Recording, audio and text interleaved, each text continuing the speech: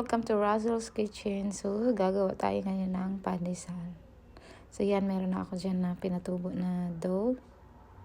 So, yan, i-cut natin siya into pandesal size.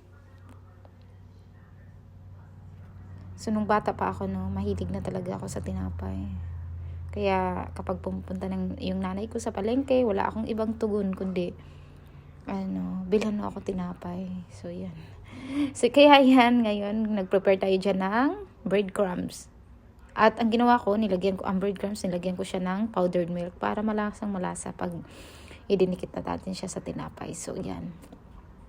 Meron tayong purple jam. So, ginawa ko, para maiba naman, try natin na lagyan ng palaman yung pandesal na purple jam. So, yan. Try natin. So, para try natin kung masarap ba ang purple na jam or OB, alaman. So, yan.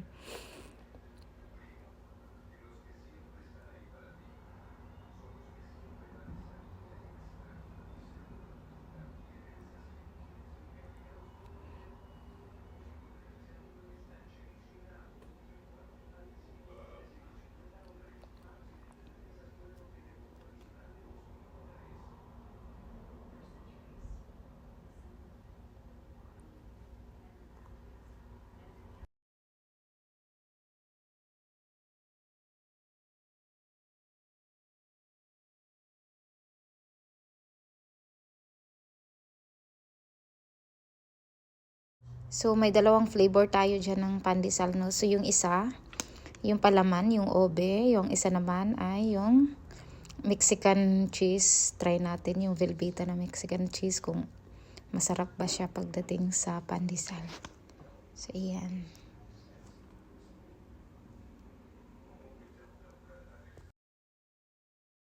So, yan. May Velveeta. Ayan ang Velveeta cheese natin.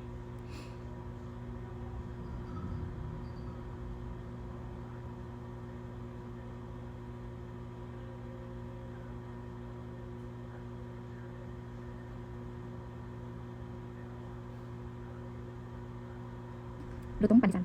Hindi lang po yung pandesal, try din ako gumawa ng anzay madam. Yan. Sarap. So, ang palaman nito, ubi jam, tapos ito naman ay Mexican cheese. Try natin. Velveeta Mexican. So, tingnan natin kung malambot ba. Ay, sobrang lambot. Sobrang lambot. Tapos tingnan ang palaman niya. Ay, sobrang lambot. Ang sarap. Ang sarap-sarap. Yan. As in, sobrang lambot niya. So, tingnan natin. Ang sarap. Try ko sa ating